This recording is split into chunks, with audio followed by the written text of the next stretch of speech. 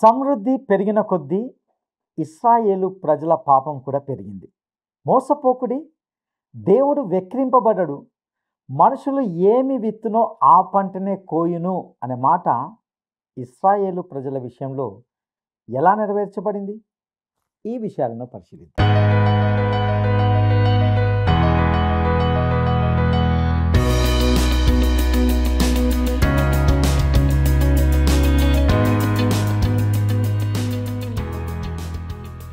ప్రియమైన స్నేహితులారా, word రిసౌండ్స్ today పక్షంగా నేటి ఈ కార్యక్రమానికి మిమ్మల్ని ప్రేమతో ఆహ్వానిస్తున్నాం. మీరు మీ యొక్క కుటుంబాలు దేవుని యందు ఆనందిస్తూ సంతోషంగా అర్థవంతంగా జీవిస్తున్నారని తలస్తున్నాం. ఈ క్రమబద్ధమైన అధ్యయనాలను మీ జీవితాలకు అన్వయించుకుంటున్నారని ఆశిస్తున్నాం. ఈనాటి పాఠంలో ఇశ్రాయేలు ప్రజలు ఒక దేశంగా ఏ భూమి వైపు తిరిగి దానిని ఆశ్రయిస్తుందో దాని నుండి తరిమివేయబడతారనే విషయాలను గురించి వివరంగా తెలుసుకుందామా? నూతన జీవితం కోరుము ప్రతిదినం, నూతన జీవితం కోరుము ప్రతిదినం. మారిన మన జీవితమే యేసుకు సమ్మతము, మారిన మన జీవితమే యేసుకు సమ్మతము, యేసుకు సమ్మతము.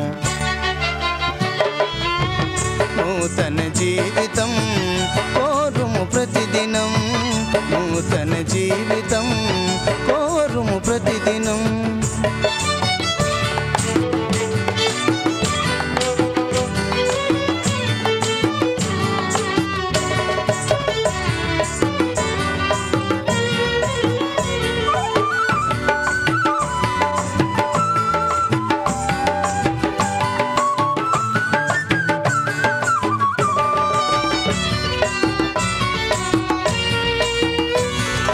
మాలిన్యముతో నిండిన మనసు మానవ జీవితమున కది చెలుపు.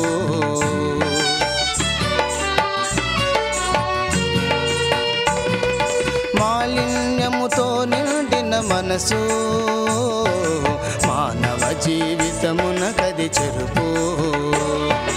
మాన్యుడు యేసుని నింపిన మనసు, మాన్యుడు యేసుని నింపిన మనసు మంచిని పెంచి ముందుకు నడుపు,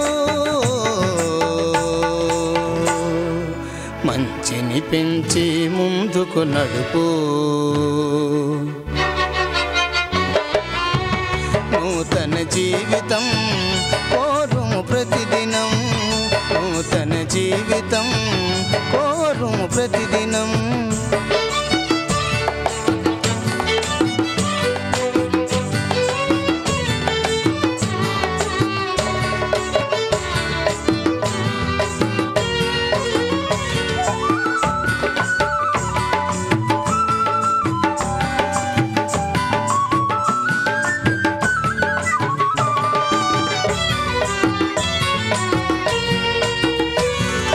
యేసుని పలుకుల సారము గ్రోలి, ఆ వాడని చెట్టును బోలి.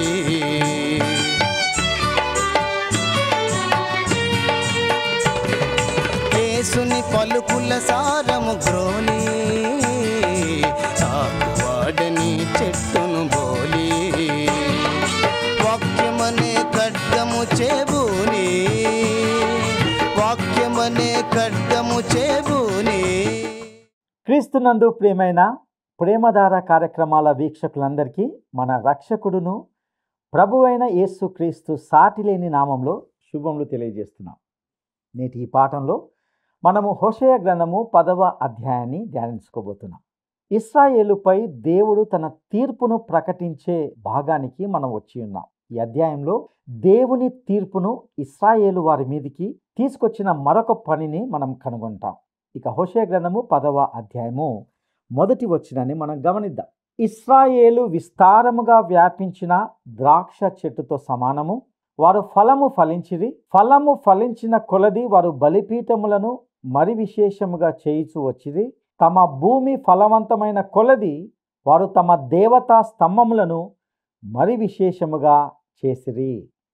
ఈ కాలంలో ఇశ్రాయేలు చాలా సమృద్ధిగా ఉన్నందున అది ఫలాన్ని ఇవ్వడం లేదని ఆయన చెప్పడం లేదు. వచ్చే తీర్పు గురించి ఆయన వారిని హెచ్చరిస్తున్నప్పటికీ దేవుడు ఇంకనూ వారి పట్ల తన మంచితనాన్ని చూపిస్తున్నాడు. వారు ఫలము ఫలించిరి అంటే అతడు ఒక తీగె తన ఫలాన్ని ఖాళీ చేసుకుంటున్నాడు, అనగా ప్రజలపై ఫలాన్ని కురిపిస్తున్నాడు. చూడండి, దేవుడు ఇశ్రాయేలును సమృద్ధిగా దీవించినప్పటికీ వారి నగర ప్రాంతాలు విస్తరిస్తున్నాయి, బహుళ అంతస్తులను మరియు గొప్ప నిర్మాణాలను నిర్మిస్తున్నారు. ఫలితంగా అంతా బాగానే ఉందని వారు భావించారు. వారి సమృద్ధి వారి నిజమైన స్థితిని గురించి అందులను చేస్తుంది. ప్రస్తుతము ప్రపంచమంతటా కూడా ఇదే జరుగుతుందని నా నమ్మకం. ప్రపంచంలో ప్రతి దేశము ఒక పెద్దన్న పాత్రను పోషించాలి అని అనుకుంటున్నాయి. అన్ని దేశాలు యుద్ధ ఆయుధాలను పంపడానికి ఎంతో ఉత్సాహంగా ఉన్నాయి. కానీ పంపాల్సింది వాక్యము ప్రజలకు సరైన విధంగా పంపించబడడం లేదు.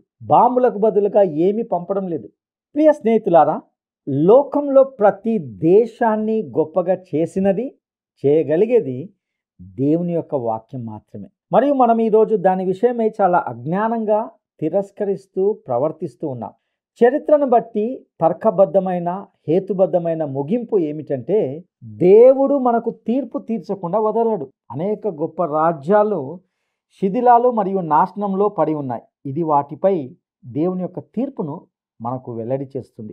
ఈ వచనంలోనే ఫలము ఫలించిన కొలది వారి బలిపీఠములను మరి విశేషముగా చేయిచు వచ్చిరి అనే మాటను మనం చూస్తాం.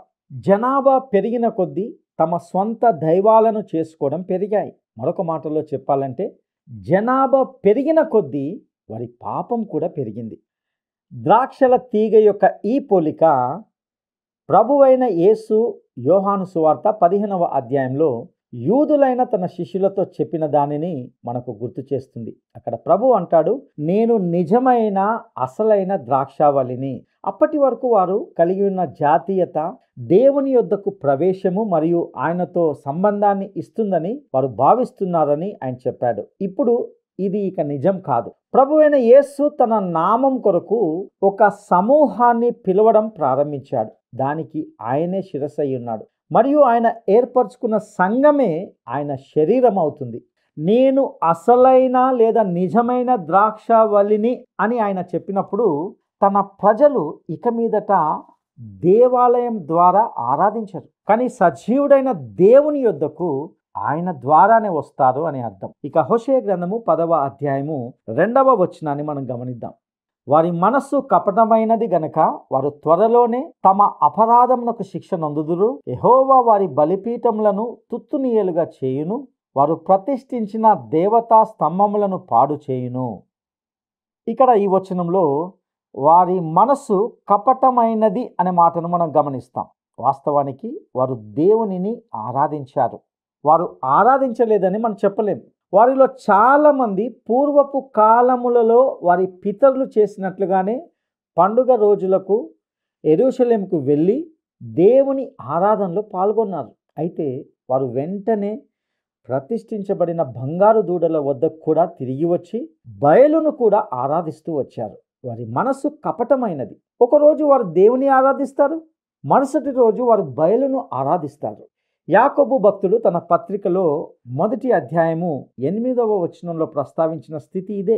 అతడేమంటాడంటే, అట్టి మనుషుడు ద్విమనస్కుడై తన సమస్త మార్గముల యందు అస్థిరుడు. ఇదే ఈరోజు ప్రజా పదవుల్లో ఉన్న వ్యక్తుల జీవితాల్లో ఇంత అస్థిరత ఉండడానికి కారణమని నేను నమ్ముతున్నాను. వారు ఒకవైపు నోటితో ఒక మాట మాట్లాడతారు, మరొక వైపు నోటితో వ్యతిరేకమైన దాన్ని మాట్లాడతారు. మన నాయకుల్లో కొందరి భాష ఒక వ్యక్తి ఊహించగలిగిన అత్యంత అసభ్యకరమైన ప్రసంగంగా ఉంటాయని మనందరికీ తెలుసు. ఆ వ్యక్తుల్లో కొందరు టెలివిజన్లో కనిపించి బైబిల్ వచనాన్ని పలకగానే వారు ఆకాశమంత ఎత్తుకు ఎదిగారని మీరు అనుకోవచ్చు. అది కపటమైన మనస్సు. ప్రియ స్నేహితుడా, మీరు ఆదివారం చర్చికి వెళ్ళి ఆశీర్వాదాలు ప్రవహింపజేసే దేవుణ్ణి కీర్తించండి అని పాడి బయటికి వెళ్ళి తర్వాత సోమవారం ఉదయము మీ పనికి వెళ్ళి ఆయన పేరును వ్యర్థంగా ఉచ్చరించకండి. మీ కోపాన్ని కోల్పోయి మిమ్మల్ని చిరాకు పరిచే ప్రతిదాన్ని శపించడానికి ఆయన విలువైన పేరును ఉపయోగించకండి. ఆ విధమైన కపటమైన జీవితమే ఇశ్రాయేలుపై తీర్పును తీసుకువచ్చిన కపటమైన మనసుతో అది సరిగ్గా సమానంగా ఉంటుందని నేను అనుకుంటున్నాను. ఇక హోషేయ గ్రంథము 10వ అధ్యాయము 3వ వచనాన్ని మనం గమనిద్దాం. రాజు మనకు లేడు, మనము యెహోవాకు భయపడము, రాజు మనకేమి చేయును అని వారిప్పుడు చెప్పుదురు. ఒకసారి దక్షిణ రాజ్యానికి వెళ్ళి చూడండి. అక్కడ వారి రాజు వారికి సహాయము ఏమీ చేయడం లేదని వారు చెప్పుకుంటున్నారు. వారికి కలిగి ఉన్న ప్రాథమికమైన సమస్య దేవుని యందు భయభక్తులు లేని రాజును కలిగి ఉండడం కాదు. వాస్తవానికి ఉత్తర రాజ్యంలో వారికి ఎప్పుడు ఒక మంచి రాజు అంటూ ఎవరు లేరు. అయితే వారి స్వంత హృదయాలు దేవునితో సరిగ్గా లేవు. ప్రియ స్నేహితులారా, ప్రాథమికమైన సమస్య మన స్వంత హృదయాల్లో అనగా మీ హృదయంలోనో నా హృదయంలో ఉన్నప్పుడు ఈరోజు మన సమస్యలకు మన ప్రభుత్వాన్ని దూషించడము మీకు నాకు సులభమే. ఇక హోషేయ గ్రంథము 10వ అధ్యాయము 4వ వచనాన్ని మనం గమనిద్దాం. అబద్ధ ప్రమాణములు చేయుదురు, సందులు చేయుదురు, వట్టి మాటలు పలుకుదురు, అందువలన భూమి చాళ్ళల్లో విషపు కూర మొల్చునట్లుగా దేశములో వారి తీర్పులు బయలుదేరుచున్నవి. ఉత్తర రాజ్యం యొక్క చివరి రోజులు మన ప్రస్తుత కాలానికి సరిగ్గా సరిపోయేవిగా ఉండాలి. ఎందుకంటే వారు వట్టి మాటలు పలుకుదురు. వారు చాలా మాటకారితనం గలవారు, గొప్ప మాటకారులు. మన కాలమును భూమిపై అత్యంత మాటకారితనం గల ప్రజలుగా ఈ టెలివిజన్, సోషల్ మీడియా మరియు పత్రికా ప్రచురణలు మనల్ని మార్చాయని నేను నమ్ముతున్నాను. మనిషి చాలా మాటకారితనం గల జంతువు. చెట్ల మీద గెంతుతూ గోల చేసే ఏ కోతి కూడా మనిషి చేసేంత కంటే ఎక్కువ గొడవ ఏమి చేయదు. మాట్లాడుతూనే ఉండడం. కుప్పలు కుప్పలుగా వ్రాసి ముద్రించిన వాటిలో అందులో 99.9% పేలవమైనది, వినదగింది కాదు. వాటిలో చాలా వరకు ఎప్పుడు చెప్పబడకపోతే మంచిది అన్న రీతిగా అనిపిస్తుంది. అయినప్పటికీ వారు చెప్పిన మరియు వ్రాసిన వాటికి ప్రజలకు అపారమైన సంపదలు చెల్లించబడుతున్నాయి.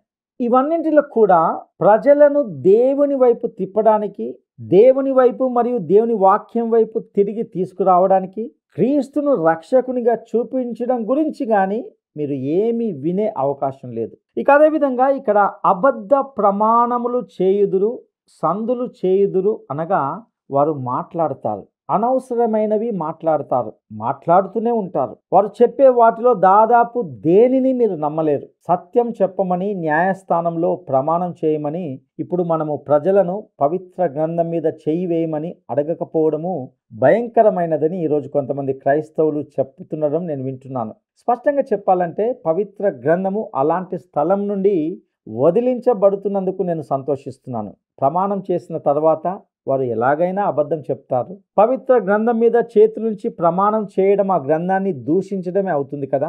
బైబిల్ ప్రజలకు ఏమీ అర్థం కానప్పుడు అది ఎందుకు ఉపయోగించబడాలి?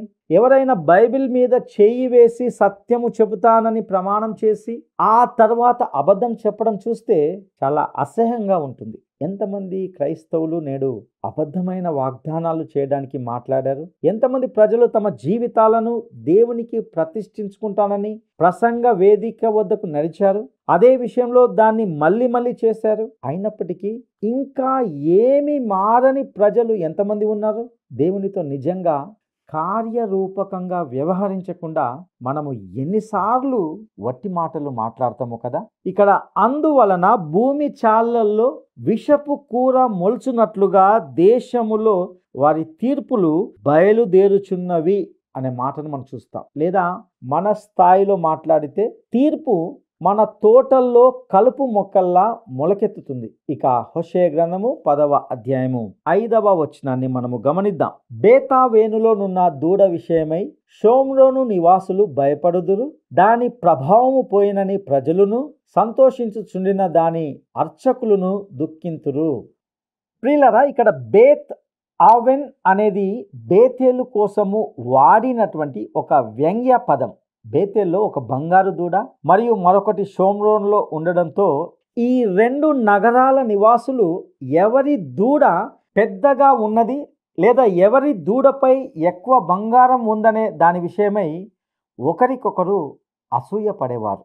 ప్రజలను దుఃఖింతురు. ఈ దూడల విషయమై దుఃఖించడం అనే ప్రజల చర్యలు వాస్తవానికి ఒకరినొకరు మించడానికి ప్రయత్నించే భావన. ఇది మన కాలంలో వారిని మించిన వారిగా ఉండాలి అని అనుకోవడం లాంటిది. వారు ఒక 5 సీట్లుండే కారు కొంటారు, కాబట్టి మనము ఒక 7 సీట్లు ఉన్న కారు కొనాలి. వారు 3 బెడ్రూమ్లు 3 బాత్రూమ్లు ఉన్న ఇల్లు కట్టించారు, కాబట్టి మనము 6 బెడ్రూమ్లు 6 బాత్రూమ్లు ఉన్నదాన్ని కట్టించాలి. ఇలాంటి భావన. వారు తమ దూడ ఆరాధనలో కూడా ఒకరినొకరు మించడానికి ప్రయత్నిస్తున్నారు. ఇక అదేవిధంగా ఇదే వచనంలో దాని ప్రభావము పోయేనని సంతోషించుచుండిన దాని అర్చకులను దుఃఖింతురు అనే మాటను మనం చూస్తాం. ఇక్కడ దేవుడు ఇలా అంటున్నాడు, మీ అర్చకులు గర్వించిన మీ మతం యొక్క ప్రభావం అంతా ఒక్క రోజులోనే అదృశ్యమవుతుంది. ఈ కాబోదు అనే పదము అంటే ప్రభావము పోయెను అనే అర్థంలో ద్వారం మీద వ్రాయబడుతుంది. అప్పుడు దానికి ఏం జరుగుతుంది? ఇక హోషేయ గ్రంథము 10వ అధ్యాయము 6వ వచనంలో గమనిద్దాం.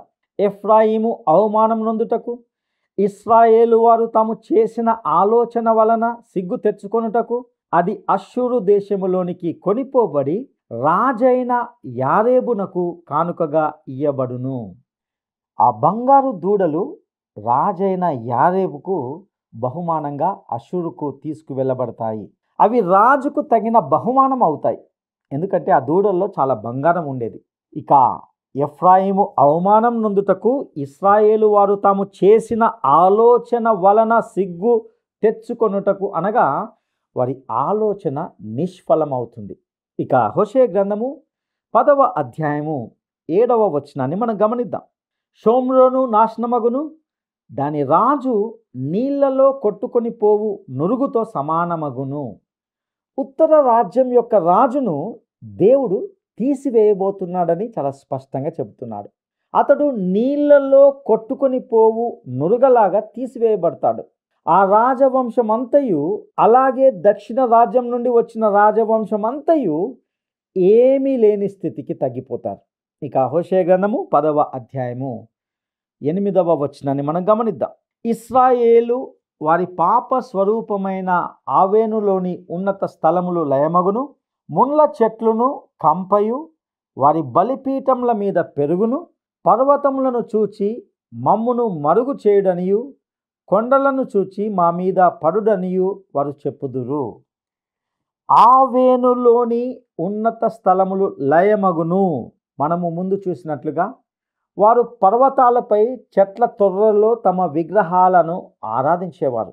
పర్వతములను చూచి మమ్మను మరుగు చేయడనియు, కొండలను చూచి మా మీద పడుడనియు వారు చెప్పుదురు. వారిపై వచ్చే తీర్పు నుండి దాచబడాలని, తప్పించుకోవాలని వారు కోరుకుంటారు. ఈ మాట మహాశ్రమల కాలములోనూ చెప్పబడుతుంది. ఈ విషయాలను ప్రకటన గ్రంథము 6వ అధ్యాయము 15 నుండి 17 వచనాల్లో మనము గమనిస్తాం. ఇక హోషేయ గ్రంథము 10వ అధ్యాయము 9వ వచనాన్ని మనం గమనిద్దాం. ఇశ్రాయేలు, గిబియా దినముల నుండి నీవు పాపం చేయుచు వచ్చితివి, అచ్చట వారు నిలిచియుండిరి. దుర్మార్గుల మీద జరిగిన యుద్ధము గిబియాలో వారి మీదికి రాగా. ఇది బహుశా న్యాయాధిపతులు గ్రంథము 19-20 అధ్యాయాల్లో నమోదు చేయబడిన భయంకరమైన సంఘటనను సూచిస్తుంది. గిబియాలోని ప్రజలు నాశనం చేయబడిన యుద్ధం తర్వాత కూడా పాపము అలాగే మిగిలి ఉండిపోయింది. మరియు గిబియా వికృతమైన మరియు క్రూరమైన సుఖభోగాలకు ప్రతీకగా నిలిచింది. ఇశ్రాయేలు యొక్క విగ్రహారాధన పద్ధతులతో పాటు వికృతమైన సుఖభోగాలతో నిండిన పాపాలు కూడా ఉండేవి. ఇక హోషేయ గ్రంథము 10వ అధ్యాయము 10-11 వచనాలను మనం గమనిద్దాం. నా ఇష్ట ప్రకారము నేను వారిని శిక్షింతును, వారు చేసిన 2 దోష క్రియలకు నేను వారిని బంధింపగా అన్యజనులు కూడి వారి మీదికి ఒత్తురు. ఎఫ్రాయిము నూర్పు నందు అభ్యాసము గలదాయి, కంకులను త్రొక్కగోరు పెయ్యవలె ఉన్నది. అయితే దాని నున్నని మెడకు నేను కాడి కట్టుదును.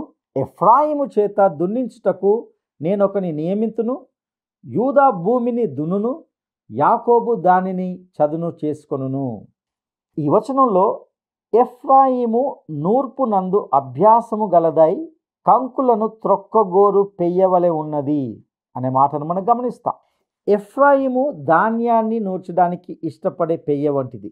వారు పొందిన అద్భుతమైన సమృద్ధిగా ఉన్న పంటను ఆస్వాదించారు, కానీ వెలుపలికి వెళ్ళి నేలను దున్నాలనే ఆలోచనను వారు ఖచ్చితంగా ఇష్టపడలేదు.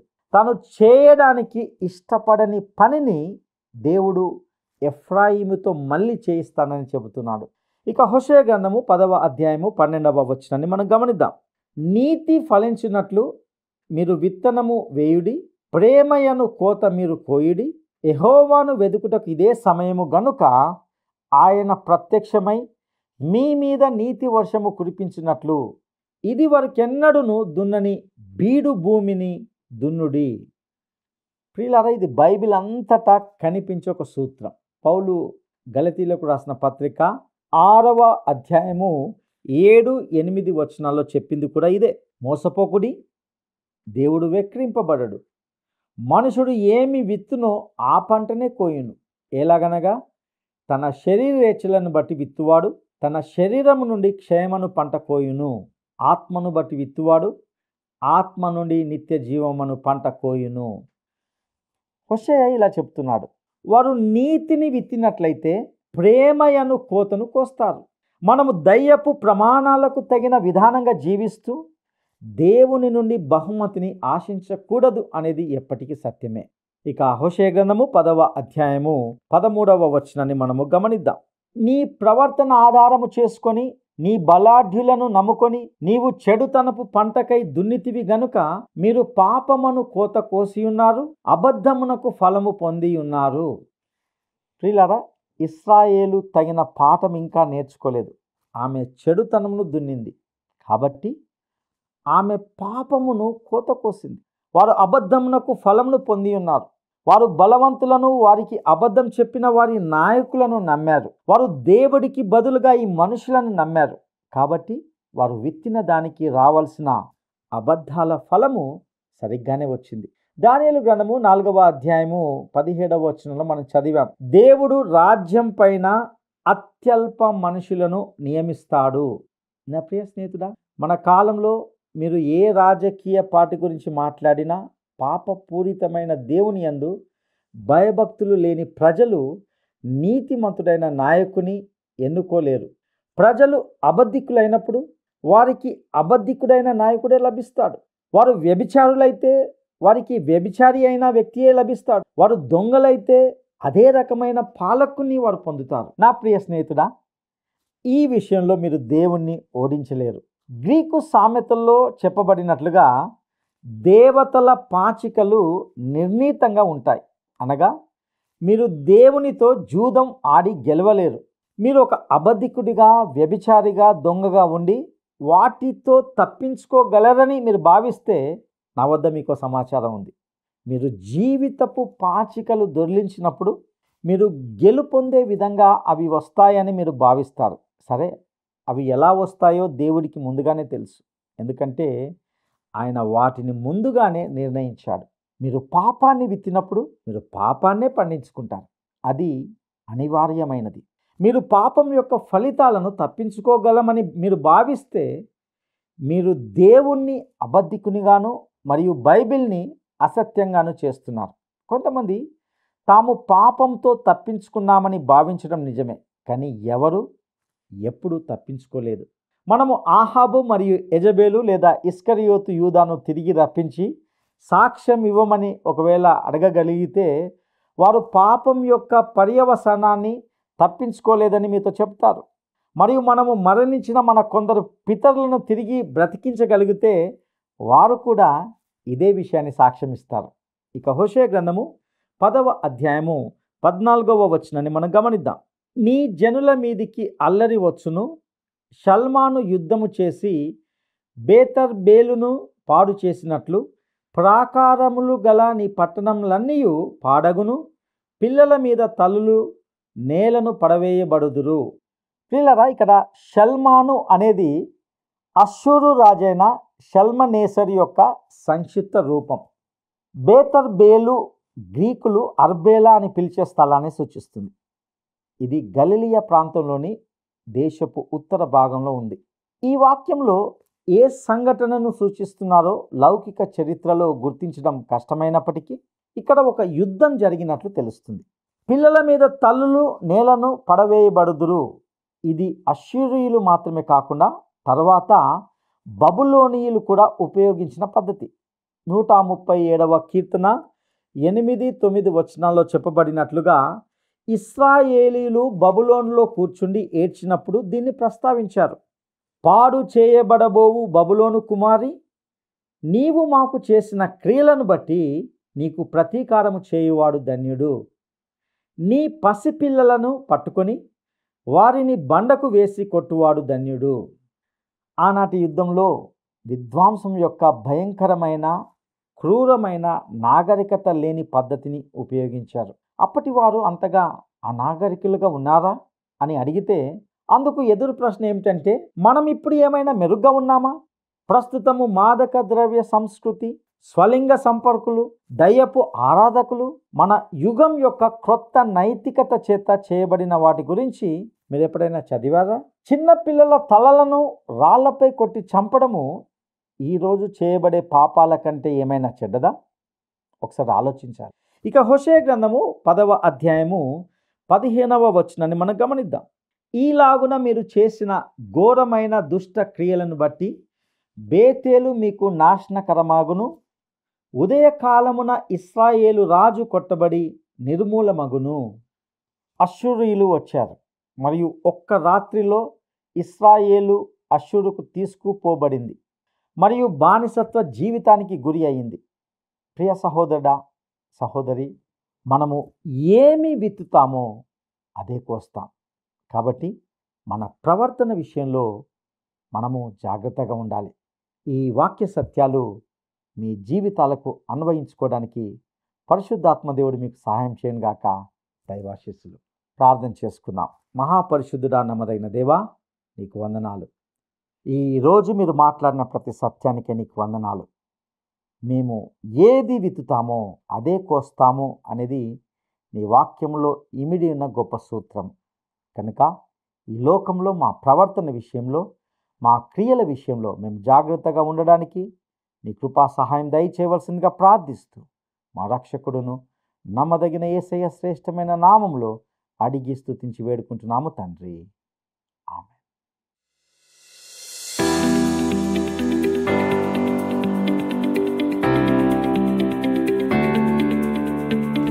ఎఫ్రాయిములోని 2 బంగారు దూడలు అష్షూరులోని ఏ రాజుకు బహుమానంగా ఇవ్వబడతాయి అని ప్రవచించబడింది. ఎఫ్రాయిములోని 2 బంగారు దూడలు అష్షూరులోని ఏ రాజుకు బహుమానంగా ఇవ్వబడతాయి అని ప్రవచించబడింది. 1 షల్మనేసరు రాజుకు, 2 యారేబు రాజుకు, 3 ఆర్బెలా రాజుకు. ఈ ప్రశ్నకు సరైన జవాబును ఈ వాట్సాప్ నంబర్కు పంపండి. మా వాట్సాప్ నంబర్ 9399952570. ఈ సందేశం ద్వారా క్రీస్తునందున విశ్వాసులు ఆధ్యాత్మికంగా హెచ్చరించబడి ఎంతగానో ప్రోత్సహించబడి ఉన్నారని నమ్ముచున్నాం. ఇందలి సత్యాలు ప్రస్తుత కాలానికి ఎంతో చక్కగా వర్తించేవిగా ఉన్నాయి. ఈ సత్యాల ద్వారా మనము విశ్వాసంలో స్థిరపడుతూ ఇతరులను బలపరుస్తూ ఉందాం. మరిన్ని లోతైన సత్యాలను తెలుసుకోవడానికి లేక మీ యొక్క ప్రార్థన అవసరతలను తెలియచేయడానికి స్క్రీన్ మీద కనబడే ఫోన్ నంబర్తో మీరు మమ్మల్ని సంప్రదిస్తారు కదూ. దేవుడు మిమ్మును మీ కుటుంబాలను దీవించునుగాక. ఆమేన్. ఈ కార్యక్రమం మీకు నచ్చిందా? అయితే వెంటనే మిస్డ్ కాల్ ఇవ్వండి. బహుమతి పొందే విజేత మీరే కావచ్చు.